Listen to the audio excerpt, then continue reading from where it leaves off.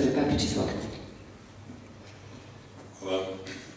Ja Vojislav želim sveg srca da budem što kraći. Znam da ste se smrzli i znam da ovo traje jako dugo, ali nisam potpuno siguran da ću ispuniti svoje obećanje. Dakle, Ante me pitao na početku o čemu ćeš govoriti, ja sam rekao svemu i svačemu.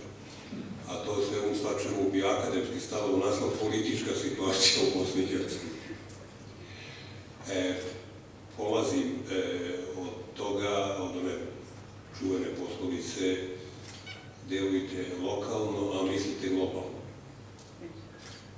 Za razliku od beskrajne lakoće, površnosti naših političkih analitičara, koje kao i vi, tako i ja gledamo na televiziji iz dana u dan, niti se misli lokalno, niti se deluje lokalno, niti se misli globalno. Sad dozvolite u ovom globalnom smislu reći par natuknica. Izgleda ne razumijemo da od najmanje 2014. geostrateška pozicija Bosne i Hercegovine se dramatično promijenila sa aneksijom Krima i, ajde recimo, ukrajinskim nemirima one dvije istočne autonomne oblasti Donbasa, s jedne strane, i sa ratom u Siriji, da ne govorimo o kalifatu.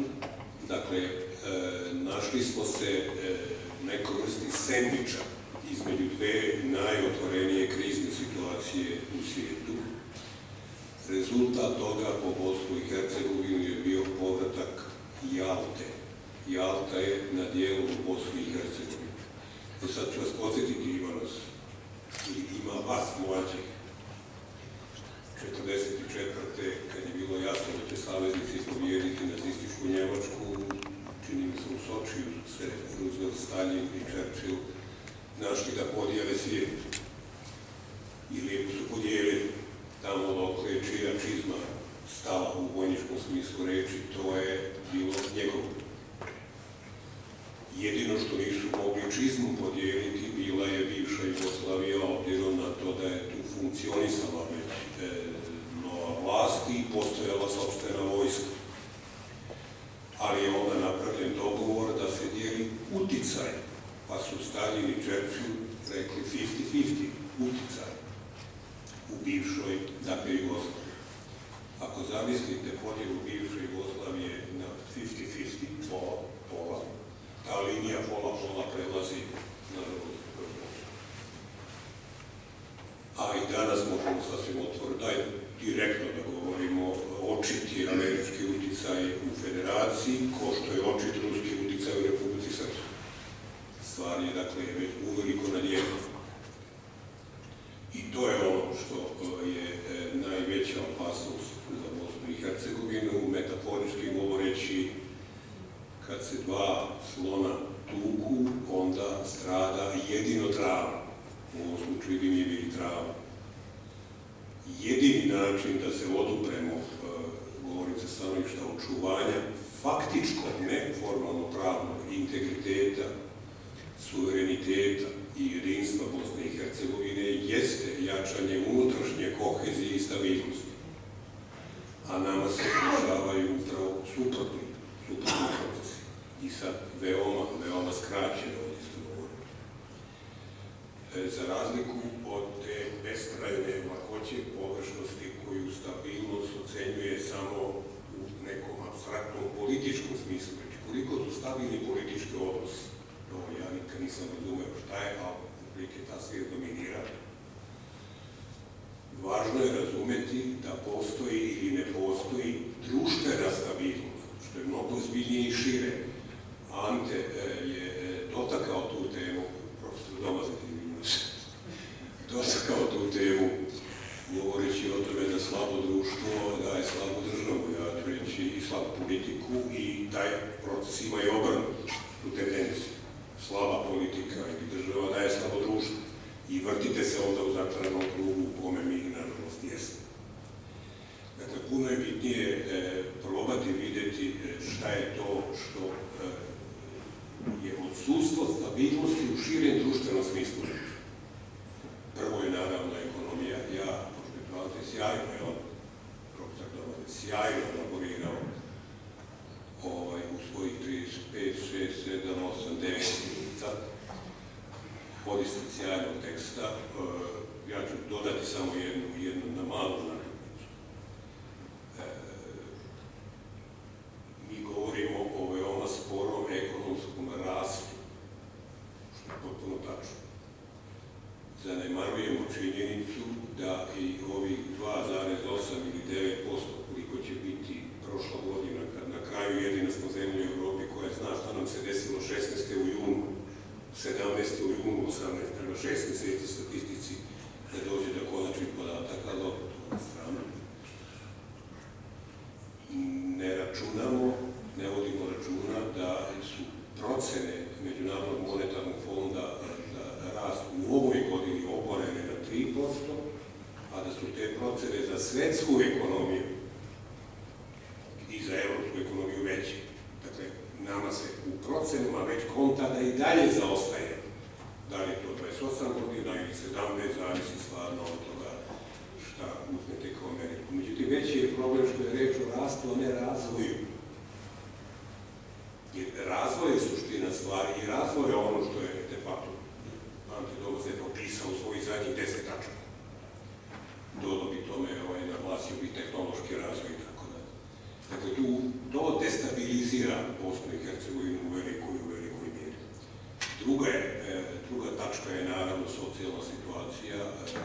Stvarno, sam sebi sam dosadio pričom o siromaštvu i računanju siromaštva, pa se na svoje analize pozivati neću i pjeve moje, naravno, privatne, nego samo da vas podsjetim da je Svetska banka prije mjesec dana objavila izveštaj gdje je 24% stanovništva, to je ta četvrtina koja je govoreno, stanovništva Bosne i Hercegovine ispod apsolutne linije siromaštva, znatno veći da je u riziku da se u tom siromaštvu nađe za 6 mjeseci manje ili više. Dakle, postoji neka vrsta socijalnog bureta baruta. S druge strane, naša ta politika, anegdosi ću reći. Ja zadnjih nekoliko mjeseci više javnih pužinaca prilike da neka nešto kažete, konstatujem da ni jedan političar reč siromaštvo nije izgovorio u zadnjih godinu i po dana.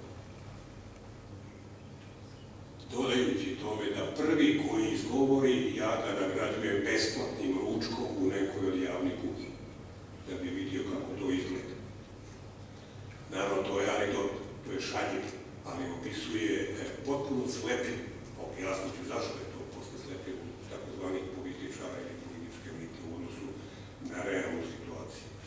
I treće je, sad ide malo u suvo rečeno demistifikaciju, pokušavam da demistificiram neke stvari. Mi de facto nemamo, ne da nemamo političke elite, ne da nemamo političke litere ili državnike. Mi nemamo političke partije u pravom smislu te reči. Mi imamo interesne organizacije kartelskog tipa. Sad bi to mogu opisivati malo detaljnije, nemamo vremena. One su vrh ledenog brega i oblik nacionalnih oligarhija, spoja te vrste političke kartelske organizacije i naravno tajkunske moći, ako tako mogu reći. Ta simbioza naravno potpuno postoji. Te nacionalne oligarhije moraju imati neki ideološki prekrivač. I to je onda nacionalizam.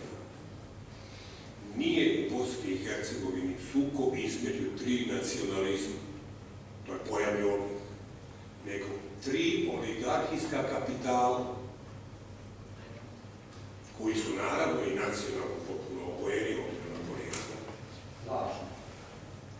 I ti se kapitali moraju boriti za vlast i za teritoriju. Dakle, odatle recimo ideja trećeg entiteta. Šta vas dva nacionalna kapitala imate svoje, a eto mi nemamo, pa dajte i nama naš, aj tako, pojednostavno. Nema veze s nacionalnim interesom. Nikakve veze s nacionalnim interesom. To je nešto što iz čega je, da bi ja mogu naravno reći da imamo puno vremena i napraviti analizu, šta je politička ekonomija nacionalizma, ali to ostavljam po strani, sam što pomenuti kao termin, dakle, tim kapitalima koji se sukobljavaju, narod sukobljavaju se i mire kako i kad odgovara interesno, jedina situacija koja ih održava u nekoj ravnoteži moći, a s našeg stanovišta nemoći za razvoj, je proizvodnja tenzija, konflikata ili kontrolisanog haosa. I mi u tome živimo i polako smo se počeli miriti sa tom situacijom, a ona javota, ako tako mogu reći, djeluje na to, moram reći, krajnje destruktivan način, indirektno, naravno, ne vidi se, na ovaj ili onaj način podržavajući svoje parče koje misli da joj treba pripasti. To je, recimo, prvi pokušaj demistifikacije. Vezano za tu temu, potrebno se s njom u javnosti jako manipuliše, je tema identiteta.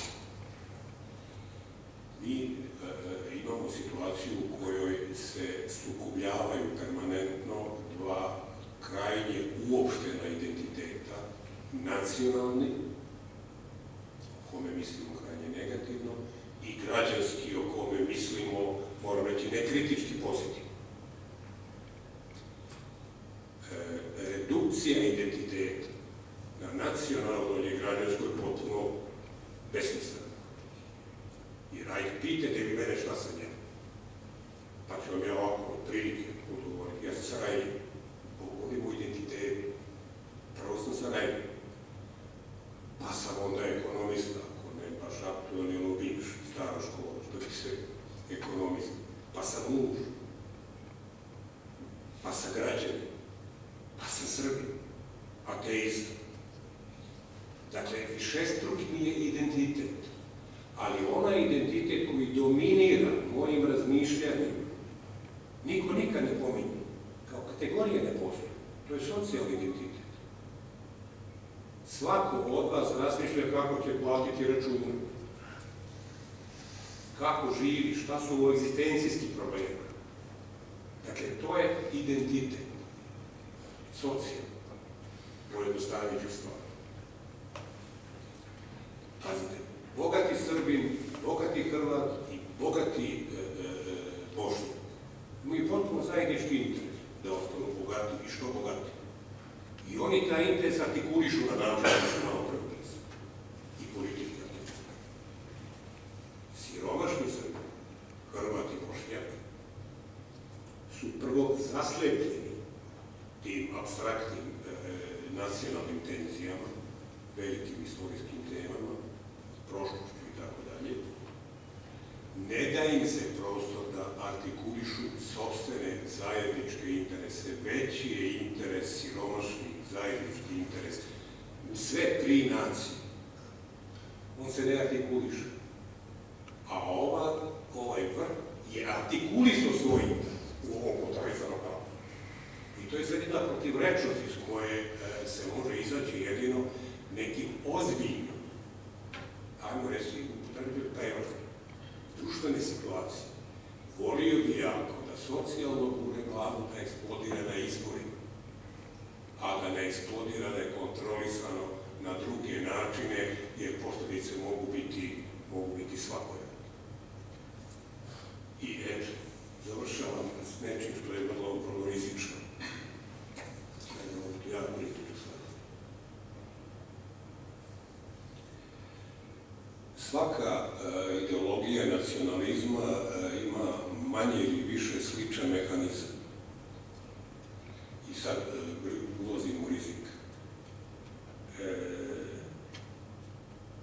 1984. u časopisu Književnost, beogradskom, u to vreme čuvenom književnom časopisu, broj 6-7,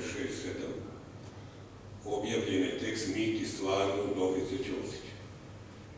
Sticajem sretnih ili nesretnih okolnosti, ja sam bio autor. Mazohistički sam mesecima prije toga pročitao, mislim sam jedini Srbin koji je u tog momenta to znao, to uradio. pročita sve što je ovaj skriboman ikad u životu napisao. I onda proba da napravimo analizu toga.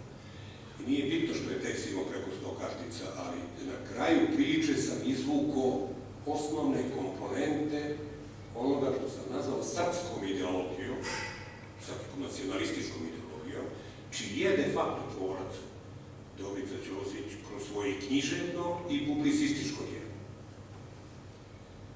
Prva komponenta je tragizam, tragična sudbina nacije, koja je ponižena, posramljena i tako dalje. Druga komponenta je srpska nacija obmana. Nju samo obmanjuju.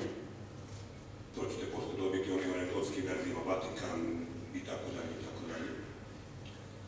Treća komponenta je, to će posle postati opšte mjesto, on to nikad nije napisao, to je možda ako je se u tom tekstu pojavilo, mada je de facto to.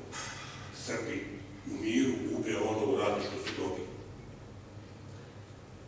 I četvrta komponenta je bila da je to sve, dakle, te prve tri komponente, tragizam, obmanutost i gubitak, posljedica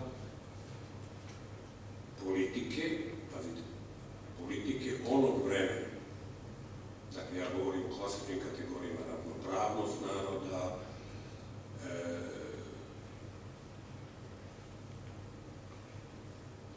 ostaje na toj nacionalnoj temi, ravnopravnost naroda koja se onda institucionalizuje Ustavom 74. jer ovo će se sve zauštravati posle Ustava 74. Zbog neostvarenosti, tragične neostvarenosti unitarizma. Jer to je bio glavni sud.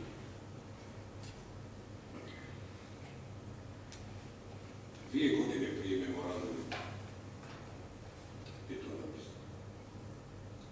Naravno, mogla se velika polemika oko toga. Moja malenkost je drvlje i kamenje, publicističko, ne znam kako istrpila. Ali bitnije je da se taj tekst, sad ja neskromno samog sebe citiram, da tako opisana ideologija djeluje u praksi i da je treba shvatiti s najvišom mogućom istorijskom ozbiljnošću.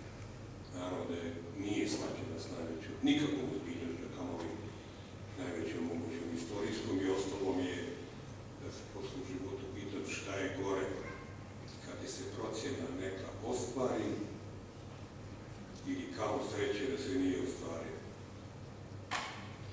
Ali to je skoro šao. Šta hoću da kažem i sad završavam odista. Sve nacionalističke ideologije na ovaj ili onaj način se vrte oko ovih kategorija. I bošnjački nacionalizam, i hrvatski nacionalizam, a srpski se nije puno povukao od ovoga prije skoro 30 godina. Identifikovano. I koda imam tu vrstu osjećaja, jednom zabranje isto tako napisao tekstu. Vidim velike intelektualce sa ili bez navodnih znakova u dugačkom redu koji čekaju i trkaju se. I u hrvatskom korpusu i u bošnjačkom korpusu, u srpskom je to već definisano, uslovno rečeno odavno, za nekog hrvatskog i bošnjačkog Dobricu Ćosića. U ovom smislu reči u kome sam govorio.